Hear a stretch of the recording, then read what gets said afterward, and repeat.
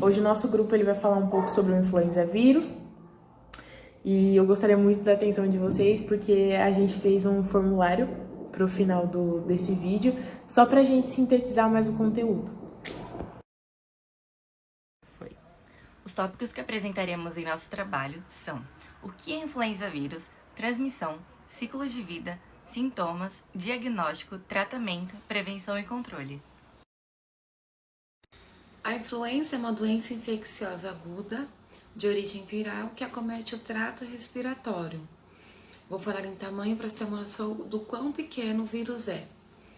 Ele é uma partícula esférica ou filamentosa que tem um diâmetro interno de aproximadamente 110 nanômetros e um núcleo central de 70 nanômetros.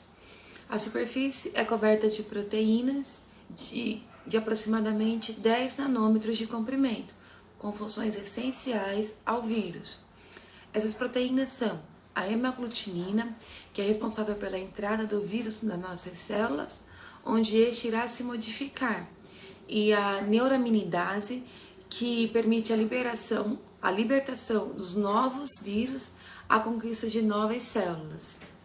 O vírus da gripe apresenta um genoma constituído de segmentos de ácido ribonucleico, o qual se codificam entre várias proteínas virais. Existem 3 tipos de influenza, a A, B e a C. Bom, agora eu vou falar um pouco sobre as variações desse vírus. Como a nossa amiga Andresa já disse anteriormente, existem 3 tipos, o tipo A, o B e o C.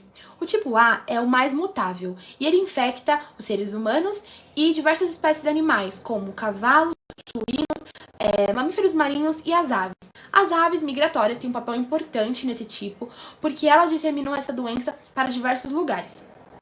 Eles também estão subdivididos em grupos, de acordo com a proteína que está presente nesse vírus, que é a hemaglutinina e a neuraminidase. Esse vírus pode causar epidemias e pandemias. Também pode ocorrer desse vírus do tipo A, de origem animal, infectar um ser humano, causando doenças graves como H5N1 e H1N2. Já o tipo B, ele é menos agressivo, ele infecta exclusivamente os seres humanos e ele não está dividido em subtipos, mas sim em grupos, classificados como linhagens, conhecidas como linhagem B Victoria e linhagem B Yamagata. Já o tipo C, ele infecta suínos e os seres humanos. Porém, ele não é detectado em maior frequência na população. Desta forma, ele não é tão estudado. Uma curiosidade é que em 2011 foi identificado um vírus do tipo D, que infecta principalmente os suínos e os bovinos, e não infecta os seres humanos, nem traz doenças para os seres humanos.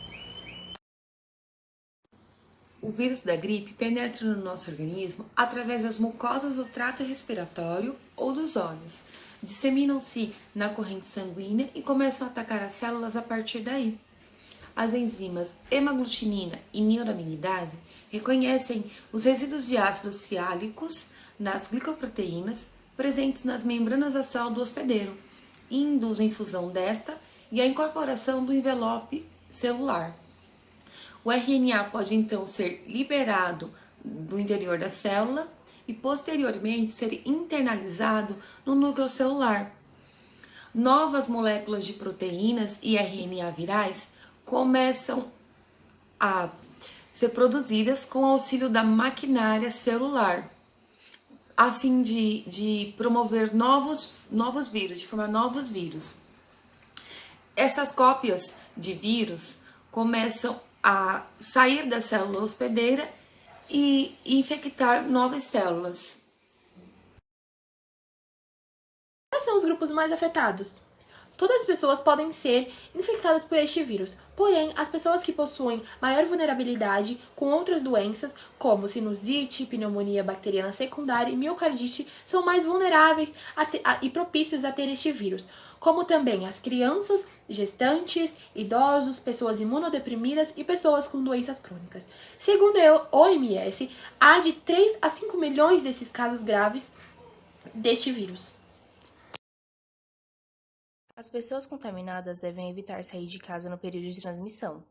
que pode ser até 7 dias depois do início dos sintomas.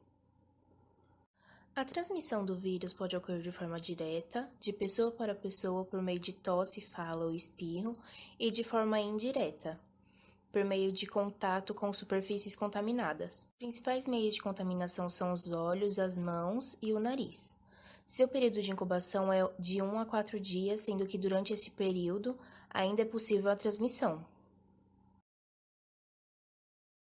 Os sintomas do influenza vírus são febre acima de 38 graus, dores no corpo, calafrios, perda do apetite, dores de cabeça, tosse seca, mal-estar, diarreia, vômito, congestão, dor ou irritação na garganta. Comparado aos sintomas de um resfriado, são muito mais intensos, porque os sintomas de um resfriado são mais leves, como, por exemplo, uma dor de garganta leve, coriza, dor no corpo, tosse e congestão nasal. Quais são as causas deste vírus no nosso organismo? Por conta da sua variabilidade e da sua capacidade de adaptação, por conta da replicação, este vírus ele vai atacar as nossas células de revestimento, que é os glóbulos oculares, a fossa nasal e a cavidade bucal. Assim, eles vão criar cópias nestas células e vão causar estragos, fazendo elas pararem de funcionar. Assim, eles vão para a nossa corrente sanguínea e lá eles vão invadir outros sistemas e órgãos. Assim, o nosso sistema imunológico ele tenta conter essa replicação e ele vai liberar substâncias inflamatórias que vão aumentar a temperatura corporal e vão causar a febre. O nosso trato respiratório também vai ser afetado, porque vai causar a tosse. Porém, o muco produzido ali, ele vai ajudar a eliminar estes invasores. O nosso sistema imunológico continua a liberar anticorpos para eliminar as unidades virais dali. Depois de 7 dias, tudo isso vai se normalizar. Porém, se não se normalizar, tem casos mais graves que vai causar a pneumonia e também pode levar à morte do paciente. Vamos lá. O diagnóstico é feito a partir dos seguintes sintomas: infecção aguda das vias aéreas, que cursa com quadro febril, calafrios, mal-estar, cefaleia, que é a dor de cabeça, mialgia, que é a dor nos músculos, dor de garganta, prostração e rinorreia. Também é bastante comum a pessoa ficar com uma tosse bem seca no começo, depois ela fica mais expectorante.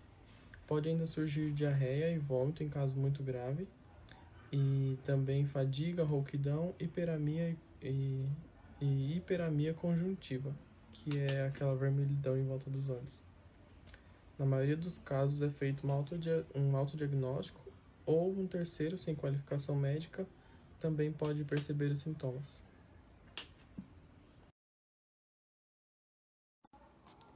Com a realização do diagnóstico, será possível saber se o paciente se encaixa num quadro de síndrome gripal, cujos sintomas são tosse ou dor de garganta, cefaleia ou mialgia e febre, ou se o paciente se encaixa num quadro de síndrome respiratória aguda grave, cujos sintomas são febre, dor de garganta ou tosse, cefaleia ou mialgia, e além disso, ele também terá desconforto ou aumento da frequência respiratória e hipotensão.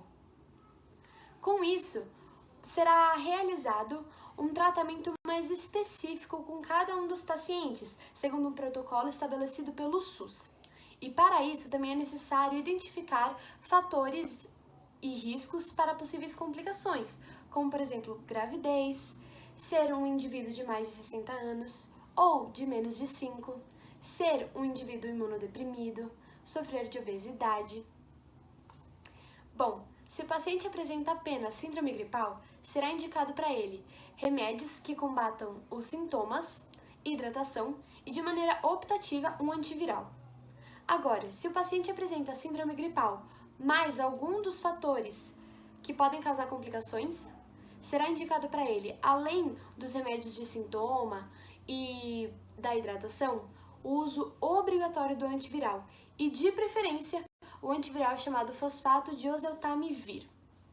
Agora, se o paciente se encaixa num quadro de síndrome respiratória aguda grave, independente se ele tem um dos riscos de complicação ou não, será indicado para ele algumas medidas mais radicais, como internação, hidratação venosa, oxigenoterapia, exame cardiorrespiratório. E além disso, será imediato o uso do antiviral. E mais uma vez, preferencialmente, será usado o antiviral chamado fosfato de oseltamivir. Isso porque ele é o remédio que apresenta melhores resultados nos dias de hoje. A UTI será indicada apenas para pacientes que continuam instáveis. É muito importante enfatizarmos o protocolo de atuação dos profissionais de saúde, como enfermeiro, primeiro quando entra em contato com um paciente contaminado. A lavagem das mãos antes e após o contato é fundamental, como também o uso e o descarte correto de EPIs. O distanciamento de no mínimo 1 metro entre um paciente e outro, e quando for realocar o paciente para outros ambientes, ele tem que estar com máscara. Agora, quando o profissional de saúde entra em contato com o vírus e se contamina, mesmo após a febre, que é um dos principais sintomas para indicar que está com influenza, ele tem que ficar 24 horas afastado, mesmo após a febre. E como profissionais da saúde, nós temos sempre que enfatizar muito a profilaxia. A prevenção é muito importante, tanto para os próprios profissionais como para a população. Informar a população de como se prevenir da lavagem das mãos é muito importante. E promover campanhas e motivar a população a participar dessas campanhas de vacinação. Organizar as equipes também para fazer o manuseio correto das medicações e que seja pontual os horários de administração das medicações e antivirais e ficar atento aos agravamentos que pode ter. A gente tem alguns meios de prevenir, né, o influenza vírus. E esses meios são lavar as mãos sempre, tomarmos cuidado ao tossir ou espirrar, sempre tampar a boca ou o nariz para evitar a contaminação de outras pessoas, evitar colocar a mão no olho, no nariz ou na boca. Além de tudo, a gente não deve compartilhar objetos pessoais. Precisamos manter também uma alimentação saudável, assim como ficar bem em ambientes ventilados, né? Não ficar em aglomeração, porque tem uma maior índice de contaminação quando a gente tem aglomerações. E não ficar tão próximo, né, de pessoas que tenham sintomas da doença. O slide ele demonstra um pouco do que eu já disse no anterior, né? Que é lavarmos as mãos frequentemente, cobrirmos o rosto ao tossir ou espirrar, né? Para não espalhar as gotículas pelo ambiente. Além do que a gente também não pode compartilhar os objetos pessoais. Devemos evitar aglomerações, porque o vírus se dissemina mais rápido.